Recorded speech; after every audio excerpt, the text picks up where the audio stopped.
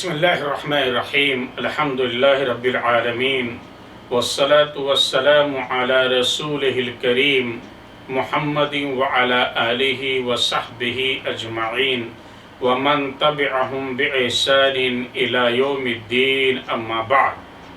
میرے بزرگوں اور دوستوں اور اسلامی بھائیوں اور بہنوں، السلام علیکم ورحمۃ اللہ وبرکاتہ۔ آج کے اس درس میں اللہ پر توکل اور بھروسہ کرنے سے متعلق میں کچھ باتیں آپ کے سامنے رکھنا چاہتا ہوں۔ میرے بزرگوں اور دوستو، اللہ پر توکل کرنا، اللہ پر بھروسہ کرنا، یہ ایک عبادت ہے۔ اللہ تعالیٰ اپنے بندہ کے لیے کافی ہے، جیسا کہ اللہ تعالیٰ کا فرمان ہے وَعَلَى اللَّهِ فَتَوَكَّلُوا إِن كُنتُم مُؤْمِنِينَ، اور تم اگر مومن ہو تو تمہیں اللہ تعالیٰ ہی پر بھروسہ رکھنا چاہیے۔ سورہ مائدہ آیت نمبر 23۔ ایک دوسری آیت میں اللہ تعالیٰ کا فرمان ہے فَتَوَكَّلْ عَلَى اللَّهِ إِنَّكَ عَلَى الْحَقِّ الْمُبِينِ، پس آپ یقیناً اللہ ہی پر بھروسہ رکھیے، بے شک آپ سچے اور کھلے دین پر ہیں۔ سورہ النمل آیت نمبر 79۔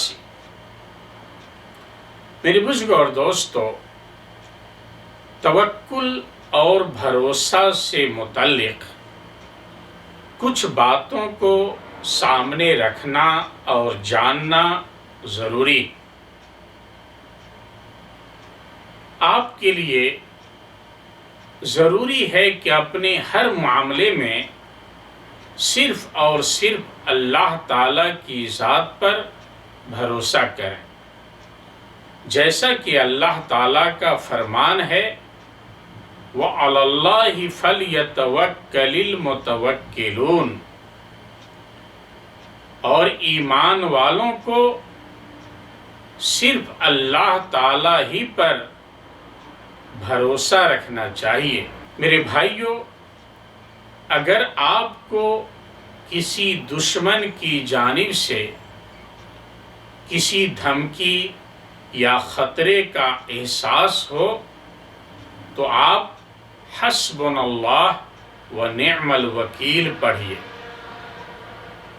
صحیح بخاری میں حضرت ابن عباس رضی اللہ عنہما سے آیت حسبنا اللہ و نعم الوکیل کی تفسیر میں آیا ہے کہ حضرت ابراہیم علیہ السلام کو جس وقت آگ میں ڈالا گیا اس وقت انہوں نے یہی دعا پڑھی تھی، اور محمد صلی اللہ علیہ وسلم نے بھی یہی دعا پڑھی جب لوگوں نے ان سے کہا ان الناس قد جمعوا لکم فاخشوہم فزادہم ایمانا وقالوا حسبنا اللہ ونعم الوکیل۔ جب ان سے لوگوں نے کہا کہ کافروں نے تمہارے مقابلے پر لشکر جمع کر لیے ہیں، تم ان سے خوف کھاؤ، تو اس بات نے انہیں ایمان میں اور بڑھا دیا اور کہنے لگے کہ ہمیں اللہ کافی ہے اور وہ بہت اچھا کارساز ہے۔ سورہ آل عمران آیت نمبر 173۔ میرے بھائیوں، یاد رکھیے کہ پرندے اور دیگر حیوانات حصول رزق کے لیے اللہ تعالیٰ پر بھروسہ کرتے ہیں، لہٰذا آپ بھی اپنے رزق اور دیگر حاجات کے لیے اللہ تعالیٰ پر کامل بھروسہ کیجیے۔ حضرت عمر رضی اللہ عنہ سے مروی ہے کہ نبی صلی اللہ علیہ وسلم نے فرمایا، لو انکم تتوکلون علی اللہ حق توکلہ لرزقکم کما یرزق الطیر تغدو خماسا وتروح بطانا، کہ اگر تم اللہ تعالیٰ پر کما حقہ بھروسہ کر لو تو تمہیں اسی طرح روزی دے گا جس طرح پرندوں کو دیتا ہے۔ وہ خالی پیٹ اپنے گھونسلوں سے نکلتے ہیں اور شکم سیر ہو کر لوٹتے ہیں۔ اس حدیث کو امام ترمذی، ابن ماجہ، احمد اور حاکم نے روایت کیا ہے اور حدیث صحیح ہے۔ میرے بھائیوں، اللہ پر بھروسہ کرنے کے ساتھ ساتھ مناسب وسائل اور ذرائع کو اختیار کیجیے، اور یاد رکھیے کہ اللہ تعالیٰ ہی مسبب الاسباب ہے۔ آپ کے ساتھ جو کچھ بھی پیش آتا ہے وہ اللہ تعالیٰ کی مرضی سے ہوتا ہے۔ نبی صلی اللہ علیہ وسلم فرماتے ہیں، وَاعْلَمْ أَنَّمَا أَصَابَكَ لَمْ يَكُنْ لِيُخْطِئُكَ وَمَا أَخْطَأَكَ لَمْ يَكُنْ لِيُصِيبَكَ، اور جان لو کہ جو کچھ تمہیں لاحق ہوا ہے وہ چوکنے والا نہیں تھا، اور جو چوک گیا ہے وہ لاحق ہونے والا نہیں تھا۔ اس حدیث کو امام طبرانی نے معجم کبیر میں اور امام حاکم نے روایت کیا ہے اور حدیث صحیح۔ میرے بھائیوں، کوشش کیجئے کہ آپ بھی ان 70,000 لوگوں میں سے ہو جائیں جن کے بارے میں نبی صلی اللہ علیہ وسلم نے فرمایا، يَدْخُلُ الْجَنَّةَ مِنْ أُمَّتِي 70,000 بغیر حساب۔ قالوا من هم یا رسول اللہ؟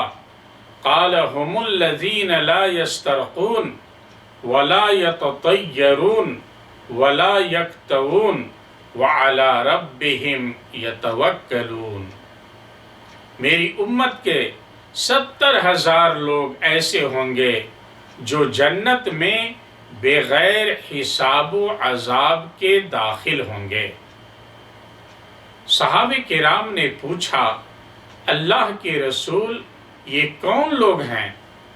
تو آپ صلی اللہ علیہ وسلم نے فرمایا، یہ وہ لوگ ہوں گے جو دم نہیں کرواتے ہیں، نہ اپنے جسموں کو داغتے ہیں اور نہ بدشگونی لیتے ہیں، اور صرف اپنے اللہ پر بھروسہ کرتے ہیں۔ یہ صحیح بخاری اور صحیح مسلم کی روایت ہے۔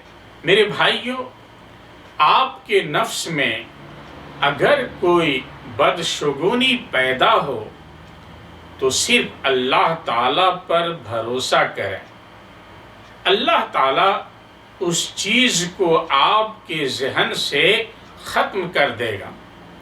حضرت ابن مسعود رضی اللہ عنہ سے مروی حدیث میں نبی صلی اللہ علیہ وسلم کا فرمان ہے، الطیرۃ شرک، کہ بدشگونی لینا شرک ہے۔